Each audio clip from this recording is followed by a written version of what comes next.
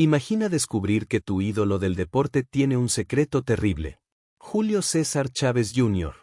Ese nombre ya lo has escuchado, ¿verdad? Hijo de una leyenda del boxeo.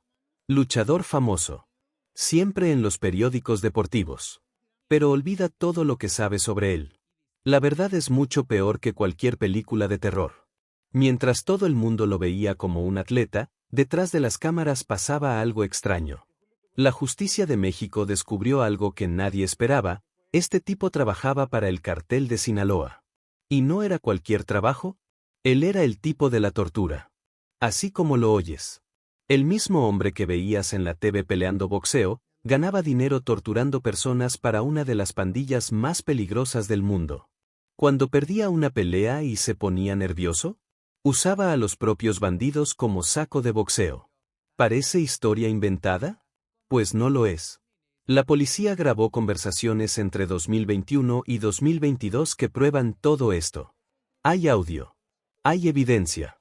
Hay todo. Prepara tu corazón, porque esta historia te va a dejar sin palabras. Vas a ver cómo un campeón de boxeo se convirtió en un monstruo de verdad.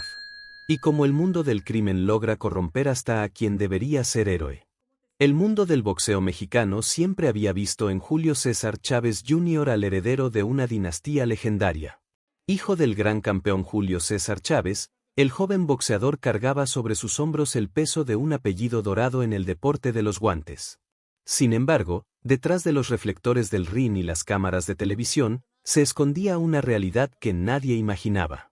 Durante años, mientras los fanáticos seguían sus peleas y analizaban su carrera profesional, Chávez Jr. vivía una doble vida que parecía sacada de una película de terror. Por las noches, cuando las luces del boxeo se apagaban, se transformaba en algo completamente diferente: el torturador oficial del cartel de Sinaloa. La Procuraduría General de la República logró descubrir esta impactante verdad a través de una investigación que duró varios meses. Los agentes federales no podían creer lo que estaban encontrando. El boxeador que aparecía en revistas deportivas y programas de televisión era, en realidad, el especialista en castigos físicos de una de las organizaciones criminales más poderosas del mundo. Su trabajo dentro del cartel tenía un nombre específico: era conocido como el ajustador de cuentas oficial. Cuando algún miembro de la organización cometía errores operacionales, desobedecía órdenes o traicionaba la confianza del grupo, Chávez Jr. recibía una llamada. Su misión era clara y brutal: aplicar castigos físicos que sirvieran como ejemplo para otros. La metodología que utilizaba era particularmente sádica. Según las investigaciones de la PGR, el boxeador colgaba a sus víctimas como si fueran sacos de boxeo humanos. Utilizaba su conocimiento del ring, su fuerza física y su experiencia en combate para infligir el máximo dolor posible. Las sesiones de tortura podían durar horas, y en muchos casos terminaban con la muerte de la víctima. Lo más perturbador del caso era la naturalidad con la que Chávez Jr. realizaba estas actividades. Para él, torturar personas se había convertido en una extensión de su carrera boxística. Usaba los mismos movimientos, la misma precisión y la misma intensidad que mostraba en el ring, pero con un propósito completamente diferente. El cartel valoraba enormemente sus servicios. Por cada trabajo especial que realizaba, Chávez Jr. recibía hasta $100,000. Esta compensación económica había convertido la tortura en su verdadera profesión, mientras que el boxeo funcionaba únicamente como una fachada perfecta para ocultar sus actividades criminales. Los investigadores federales descubrieron que el boxeador había desarrollado todo un sistema para equilibrar ambas vidas. Durante el día entrenaba, daba entrevistas y se preparaba para sus peleas. Por las noches, respondía a llamadas de El Niní y otros líderes del cartel para recibir instrucciones sobre su próximo trabajo. Esta doble identidad había funcionado perfectamente durante años, hasta que las interceptaciones telefónicas comenzaron a revelar la verdad sobre quién realmente era Julio César Chávez Jr. Entre diciembre de 2021 y junio de 2022, la Procuraduría General de la República llevó a cabo una de las operaciones de vigilancia más importantes en la historia del combate contra el narcotráfico en México. Durante 6 meses intensos, los agentes federales interceptaron sistemáticamente las comunicaciones telefónicas del cartel de Sinaloa, sin imaginar que descubrirían una conexión tan impactante con el mundo del boxeo. Las intervenciones legales se realizaron bajo estrictos protocolos judiciales. Los investigadores habían obtenido las órdenes necesarias para monitorear las líneas telefónicas de los principales operadores del cartel, incluyendo las comunicaciones directas de Néstor Isidro Pérez Salas, mejor conocido como el Niní, uno de los lugartenientes más cercanos a Joaquín El Chapo Guzmán. Durante las primeras semanas de vigilancia, los agentes escucharon las conversaciones típicas de una organización criminal: coordinación de envíos, movimientos de dinero, disputas territoriales y órdenes operativas. Sin embargo, comenzaron a notar referencias constantes a un personaje misterioso que llamaban simplemente Chávez. Al principio pensaron que se trataba de otro miembro del cartel con ese apellido. La sorpresa llegó cuando las conversaciones se volvieron más específicas. En una llamada grabada el 15 de enero de 2022, el Niní hablaba directamente con alguien sobre la necesidad de castigar a un miembro de la organización que había cometido un error grave en una operación de tráfico. La voz del otro lado de la línea era inconfundible para cualquiera que hubiera seguido el boxeo mexicano. Los investigadores no podían creer lo que estaban escuchando. Las grabaciones revelaban que Julio César Chávez Jr. no solo formaba parte del cartel, sino que tenía un papel muy específico y macabro dentro de la organización. Su trabajo consistía en aplicar castigos físicos extremos a quienes desobedecían las órdenes o cometían errores operacionales. Las conversaciones interceptadas mostraban un protocolo muy claro para solicitar los servicios del boxeador. Cuando algún miembro del cartel necesitaba ser castigado, los líderes contactaban directamente a El Niní, quien a su vez se comunicaba con Chávez Jr. para coordinar el trabajo. Las grabaciones revelaron que estas torturas se habían convertido en algo rutinario dentro de la organización. Lo más perturbador de las interceptaciones era la naturalidad con la que todos los involucrados hablaban sobre estas actividades. En una conversación grabada en marzo de 2022, el Niní le explicaba a Chávez Jr. que necesitaba desahogar su frustración después de una derrota en el ring, sugiriéndole que usara esa energía negativa en su próximo trabajo de castigo. Las grabaciones también revelaron detalles sobre la metodología que utilizaba el boxeador. En varias ocasiones, otros miembros del cartel comentaban sobre la efectividad de sus métodos, describiendo cómo colgaba a las víctimas y las golpeaba hasta que perdían la conciencia o morían. Estos comentarios se hacían con la misma tranquilidad con la que podrían hablar del clima. Los investigadores federales descubrieron que Chávez Jr. había encontrado en la tortura una válvula de escape para sus frustraciones profesionales. Cuando perdía una pelea importante o enfrentaba críticas por su rendimiento en el ring, canalizaba esa rabia hacia sus víctimas, convirtiendo cada sesión de tortura en una forma sádica de terapia personal. Las interceptaciones telefónicas se convirtieron en la evidencia definitiva que necesitaba la justicia mexicana para proceder contra el boxeador. Los testimonios que comenzaron a llegar a las autoridades mexicanas eran tan escalofriantes que muchos investigadores inicialmente pensaron que se trataba de exageraciones o invenciones. Sin embargo, cuando diferentes testigos protegidos empezaron a relatar experiencias similares, la realidad se volvió innegable. Julio César Chávez Jr. había perfeccionado un sistema de tortura que iba mucho más allá de simples golpizas. María Elena, una testigo protegida cuya identidad permanece bajo estricto secreto, fue una de las primeras en revelar los detalles más perturbadores. Según su testimonio ante la PGR, había presenciado cómo el boxeador sometía a las víctimas a un protocolo meticulosamente diseñado. No se trataba de violencia ciega, sino de un método calculado que demostraba conocimiento anatómico y psicológico. El sistema perverso que había desarrollado Chávez Jr. incluía una propuesta diabólica que ofrecía a sus víctimas. Después de someterlas a sesiones iniciales de tortura, les presentaba lo que él llamaba la prueba macabra. Si lograban resistir un determinado número de golpes sin perder la conciencia o suplicar por su vida, podrían ganar su libertad. Esta falsa esperanza convertía cada sesión en un juego sádico donde la supervivencia dependía de la resistencia física y mental. Los testimonios revelaron que el boxeador aplicaba su conocimiento profesional del ring de manera científica. Sabía exactamente dónde golpear para maximizar el dolor sin causar daños fatales inmediatos. Utilizaba combinaciones específicas que había aprendido durante años de entrenamiento, pero las adaptaba para prolongar el sufrimiento de sus víctimas durante horas. Carlos, otro testigo protegido, describió ante las autoridades cómo Chávez Jr. implementaba una escalada gradual durante las sesiones. Comenzaba con golpes ligeros para evaluar la resistencia de la víctima, luego aumentaba progresivamente la intensidad. Este método le permitía controlar completamente la situación y decidir cuándo parar antes de causar la muerte. Lo más perturbador de los testimonios era la descripción de la actitud del boxeador durante estos actos. Los sobrevivientes coincidían en que Chávez Jr. mantenía una calma profesional, como si estuviera en el gimnasio practicando con un saco de boxeo.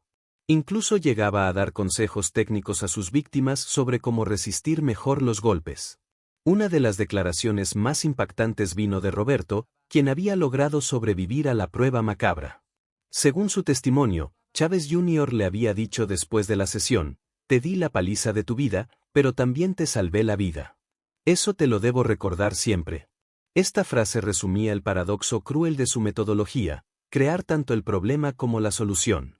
Los investigadores federales descubrieron que algunos sobrevivientes desarrollaron una extraña lealtad hacia el boxeador, un fenómeno psicológico conocido como síndrome de Estocolmo. Estos individuos llegaron a verlo como su salvador, olvidando que también había sido su torturador. Esta manipulación psicológica formaba parte integral del sistema que había creado. Las autoridades confirmaron que al menos 15 personas habían sobrevivido a las sesiones de Chávez Jr. durante los últimos 3 años. Sus testimonios coincidían en detalles específicos que solo alguien que había vivido esa experiencia podría conocer. Estos relatos se convirtieron en piezas clave para construir el caso judicial contra el boxeador. La consistencia de las declaraciones eliminó cualquier duda sobre la veracidad de las acusaciones, preparando el terreno para investigar más profundamente la estructura criminal que había permitido que estas atrocidades ocurrieran durante tanto tiempo.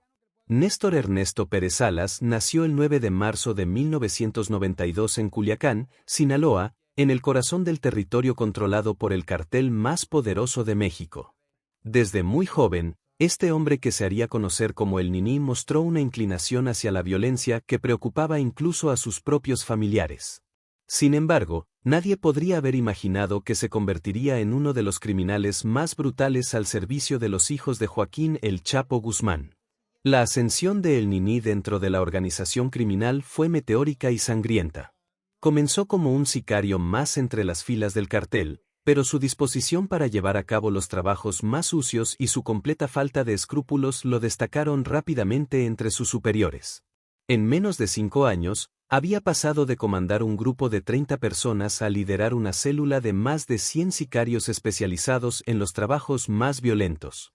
Lo que más llamaba la atención de los investigadores federales era la reputación de violencia extrema que el Niní había construido dentro del mundo criminal.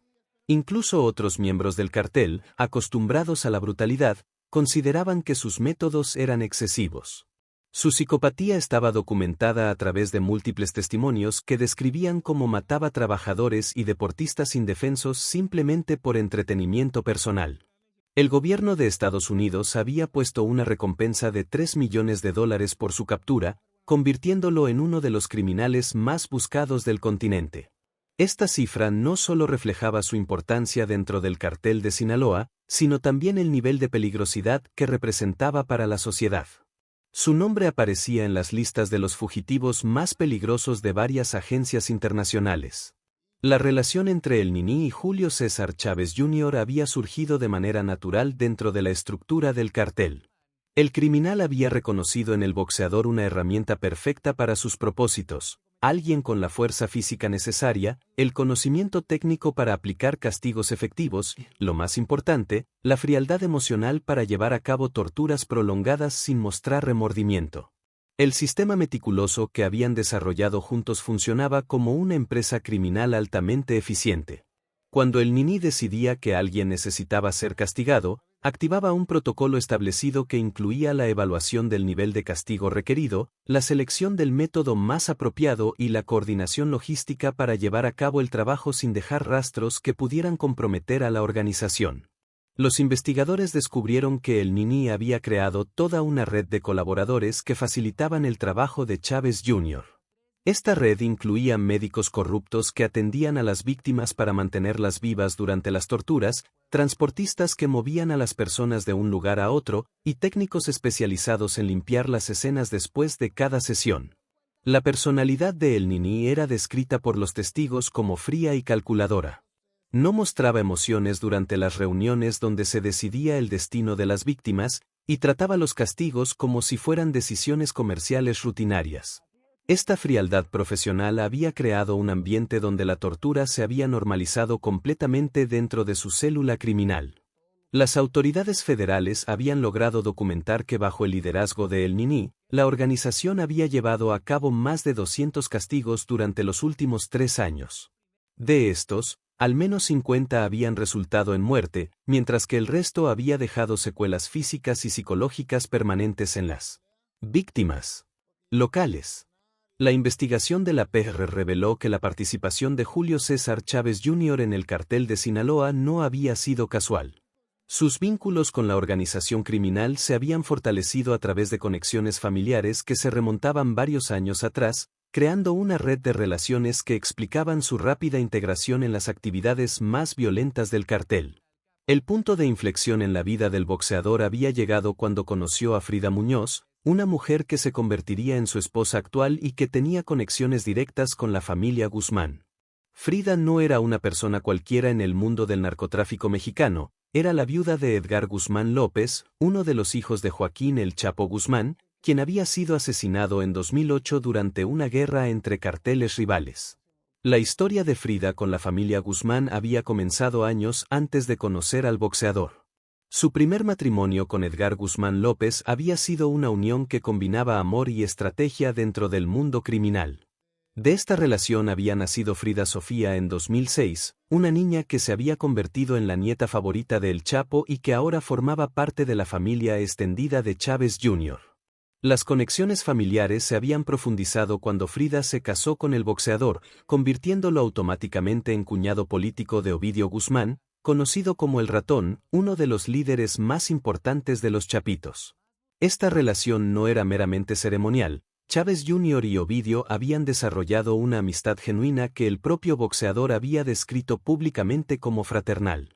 En una entrevista que había dado a una revista deportiva en 2021, Chávez Jr. había declarado sobre su relación con Ovidio: "Somos hermanos en otra vida.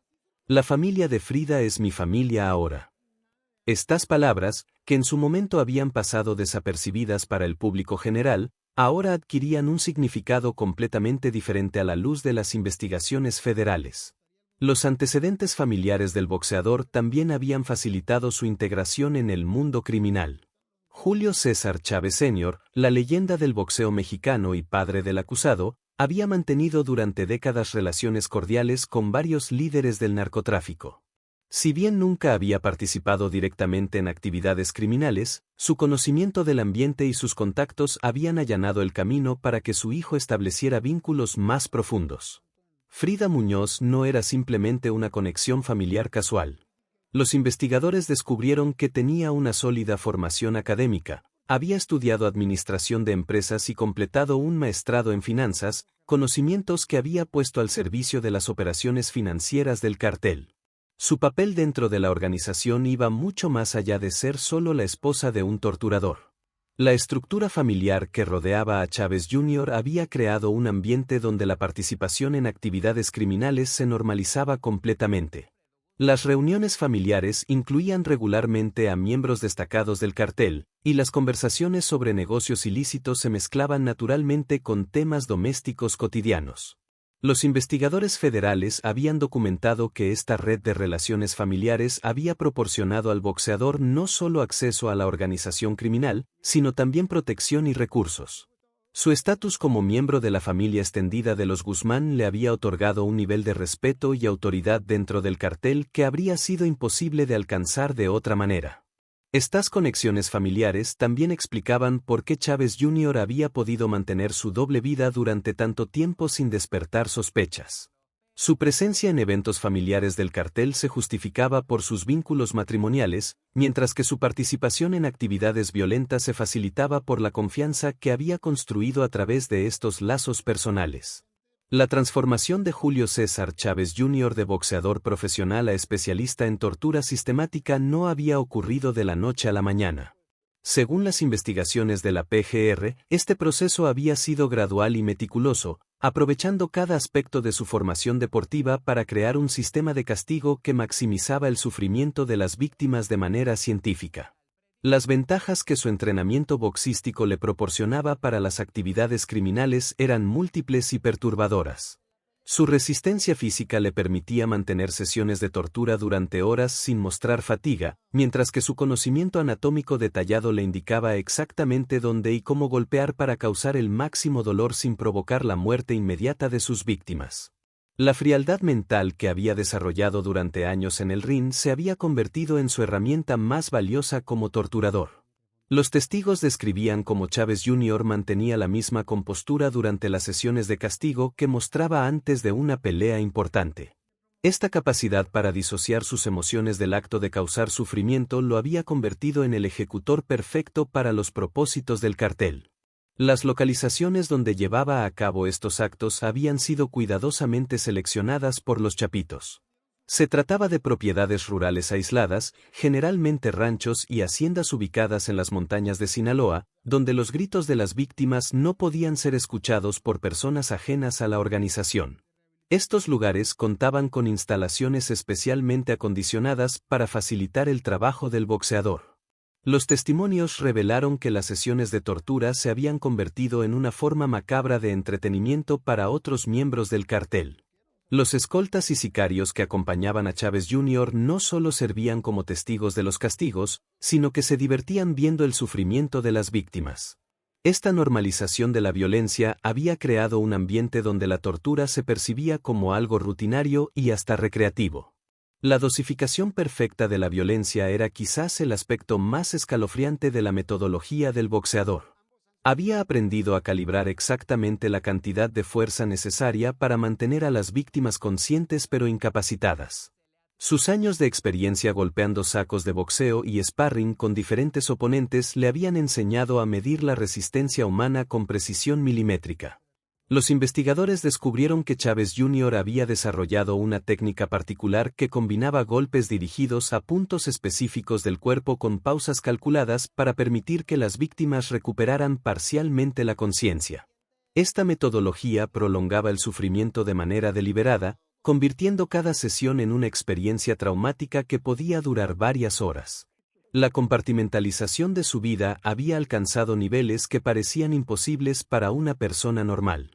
Durante el día podía dar entrevistas televisivas hablando sobre su carrera boxística y sus proyectos familiares, mientras que por las noches participaba en actividades que habían dejado decenas de víctimas con traumas permanentes. Esta división mental perfecta había sido clave para mantener su doble identidad durante años.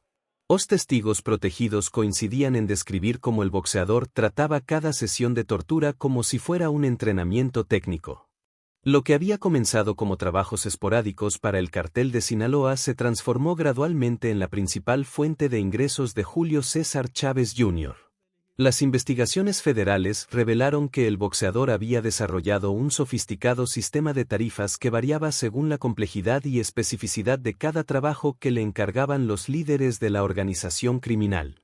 El sistema de precios que manejaba era sorprendentemente detallado y profesional. Los castigos básicos, que consistían en golpizas simples para disciplinar a miembros menores del cartel, tenían un costo de $20,000. Las torturas prolongadas, diseñadas para extraer información o aplicar castigos ejemplares, se cotizaban en $50,000. Los trabajos más especializados, que requerían mantener a las víctimas con vida durante días mientras se aplicaban castigos graduales, alcanzaban los $100,000 que el Nini había mencionado en las interceptaciones telefónicas. La evolución de sus servicios había sido constante y preocupante. Durante los primeros meses de 2021, Chávez Jr. realizaba aproximadamente 2 trabajos por mes. Sin embargo, para mediados de 2022, las autoridades documentaron que estaba llevando a cabo entre 8 y 10 sesiones de tortura mensualmente. Esta escalada operacional lo había convertido en una pieza fundamental de la maquinaria de castigos del cartel. Los valores que recibía por estos trabajos criminales habían superado significativamente sus ganancias como boxeador profesional. Mientras que sus bolsas más importantes en el ring alcanzaban entre 200 y 300 mil dólares por pelea, realizando solo 2 o 3 combates anuales, su actividad como torturador le generaba ingresos mensuales que oscilaban entre 400 y 600 mil dólares. Esta diferencia económica había sido determinante para su total dedicación a las actividades criminales. Dentro del propio cartel, Chávez Jr. se había convertido en una figura que inspiraba tanto respeto como temor. Incluso sicarios experimentados y líderes de células criminales mostraban nerviosismo cuando tenían que interactuar directamente con él. Su reputación había trascendido su función específica, convirtiéndolo en un símbolo de la brutalidad que la organización podía desplegar contra quienes desafiaran su autoridad. La justificación mental que había desarrollado para racionalizar sus actividades era particularmente perturbadora. Según los testimonios de personas cercanas a él, Chávez Jr. había comenzado a describir su trabajo como disciplina necesaria para mantener el orden dentro de la organización. Se había convencido de que estaba proporcionando un servicio educativo que ayudaba a otros miembros del cartel a entender las consecuencias de sus errores. El cronograma dual que manejaba demostraba una capacidad de compartimentalización que desafiaba la comprensión normal. Sus mañanas las dedicaba al entrenamiento boxístico en gimnasios públicos, donde interactuaba normalmente con otros deportistas y entrenadores. Las tardes las reservaba para sus actividades de tortura en las propiedades remotas del cartel. Las noches las pasaba en eventos sociales, cenas familiares o apariciones públicas, manteniendo la fachada de boxeador retirado y empresario exitoso. Los investigadores federales descubrieron que había establecido rutinas específicas para transitar entre estas diferentes facetas de su vida. Después de cada sesión de tortura, seguía un protocolo de limpieza física y mental que incluía duchas prolongadas, cambio completo de ropa y sesiones de relajación que le permitían volver a su personaje público sin mostrar rastros de las actividades que acababa de realizar. Su agenda había llegado a ser tan demandante que había contratado un asistente personal encargado de coordinar sus compromisos criminales con sus obligaciones públicas. Esta persona, cuya identidad permanece bajo investigación, había desarrollado códigos específicos para comunicar la disponibilidad del boxeador sin comprometer la seguridad operacional de la organización. La escalada tanto económica como operacional había alcanzado niveles que comenzaron a generar preocupación incluso entre los líderes del cartel, quienes temían que la alta visibilidad pública del boxeador pudiera eventualmente comprometer la seguridad de toda la organización. El 22 de noviembre de 2023 se convirtió en la fecha que marcaría el fin de una era de terror para el cartel de Sinaloa. Ese día, en una operación coordinada entre fuerzas federales mexicanas y agencias estadounidenses, Néstor Ernesto Pérez Salas, el Niní, fue capturado en una lujosa residencia de Culiacán, poniendo en marcha una serie de eventos que llevarían al desmantelamiento de toda la red de tortura que había operado durante años. La captura se había desarrollado de manera espectacular y humillante para quien se consideraba uno de los criminales más poderosos de México. Los videos que se viralizaron en redes sociales mostraban a El Niní siendo detenido en ropa interior en la azotea de un edificio residencial, donde había intentado escapar saltando entre terrazas. La imagen del temido líder criminal corriendo semidesnudo se convirtió en símbolo del fin de su reinado de terror. Las autoridades habían planeado meticulosamente la operación durante meses, utilizando la información obtenida de las interceptaciones telefónicas para rastrear los movimientos del criminal.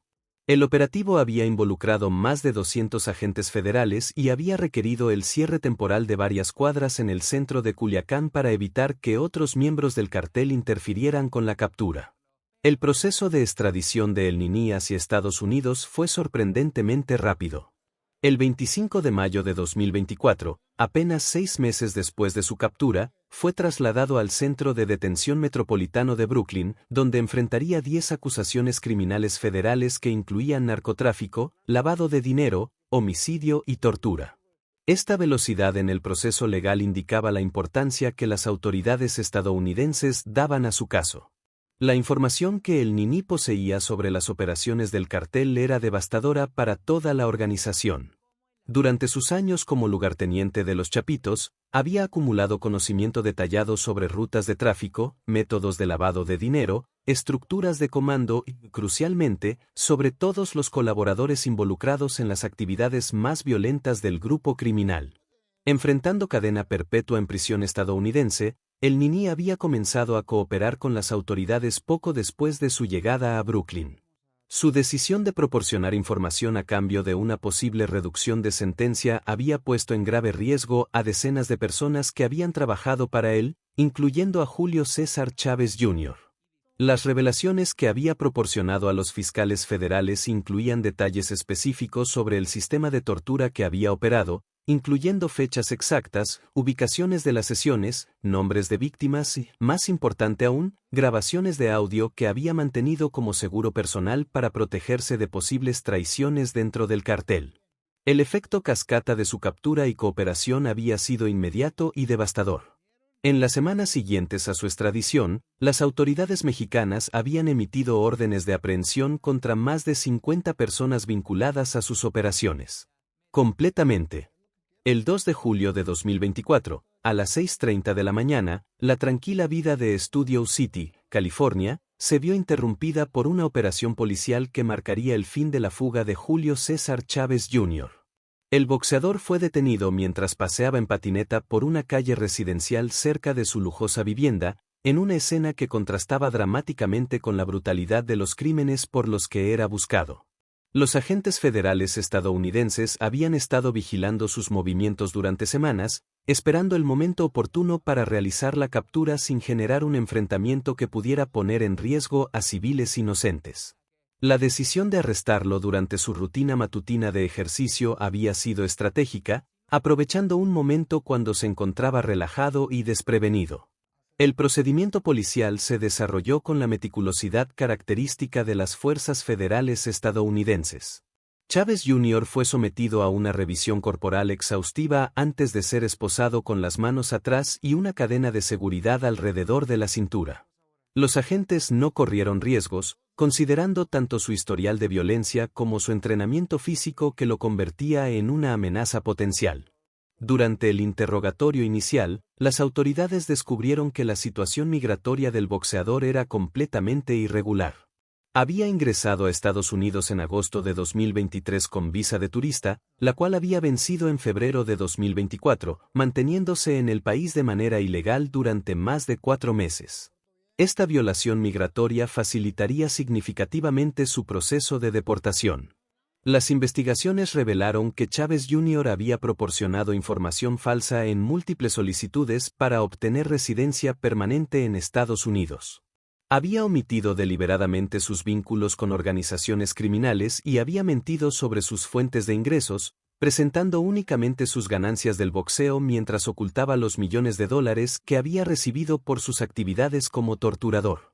Los antecedentes criminales que salieron a la luz durante su procesamiento pintaban el retrato de una escalada criminal que se había extendido por más de una década. En enero de 2012, había sido arrestado por conducir bajo la influencia de alcohol y drogas, un incidente que en su momento había sido minimizado por los medios deportivos como un error juvenil sin mayor importancia. En enero de 2023, las autoridades mexicanas habían emitido una orden de aprehensión en su contra por delitos de crimen organizado y tráfico de armas, acusaciones que habían permanecido ocultas mientras continuaba participando en eventos públicos y mantenía su imagen de deportista retirado. Esta orden había sido el resultado directo de las investigaciones que habían comenzado con las interceptaciones telefónicas. El caso más reciente en su expediente criminal databa de enero de 2024, cuando había sido acusado de posesión ilegal de armas de asalto en una propiedad que mantenía en Sinaloa. Las armas decomisadas incluían rifles automáticos y equipamiento táctico que las autoridades consideraban incompatible con cualquier uso deportivo o recreativo legítimo. El proceso de deportación fue expedito y sin complicaciones legales.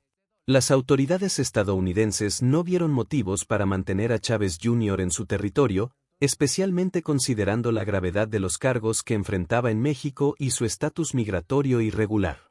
La cooperación entre ambos países en casos de crimen organizado facilitó los trámites burocráticos.